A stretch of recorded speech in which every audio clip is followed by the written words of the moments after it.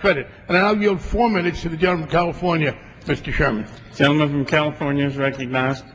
The ranking member came to the floor and quoted me as describing this bill as TARP on steroids. That's a phrase I used to describe the original bill submitted to us by the Secretary of the Treasury. This bill is very different. I want to thank Chairman Frank for all the changes we've been able to make and declare that this bill is now a step forward in limiting, on balance, the power of the executive branch to put taxpayer money at risk or to bail out private institutions. The bill does include 2 provisions that those concerned with bailouts might object to.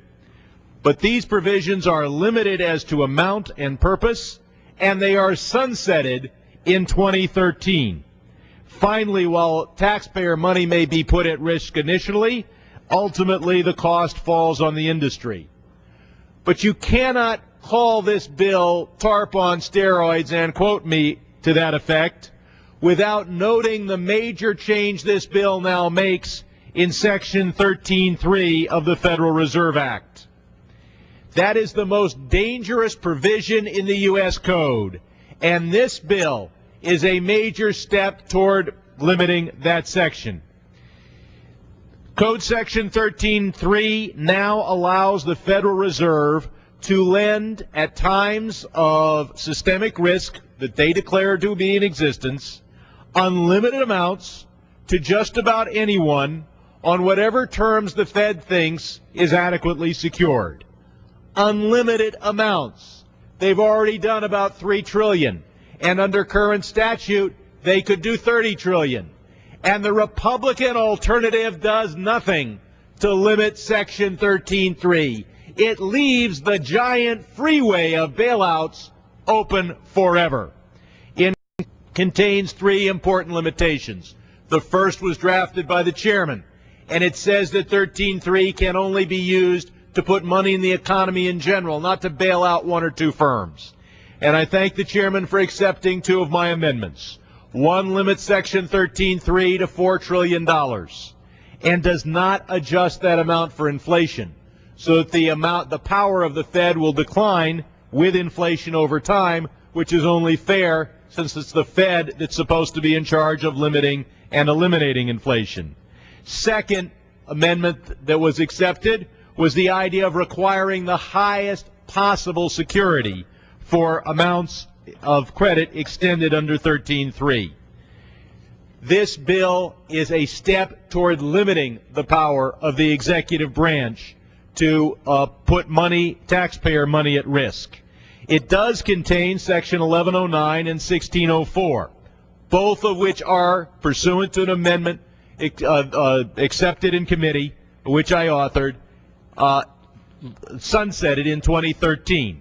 Section 1109 replaces 1823 under current statute, so it doesn't expand bailout authority.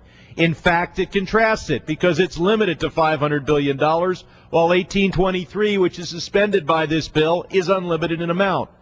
1109, as it will appear in the manager's amendment, requires an advance fee so the taxpayers are compensated for any money put at risk. And finally, any loss is to be collected from those companies which participate in the Section 1109 Loan Guarantee Program.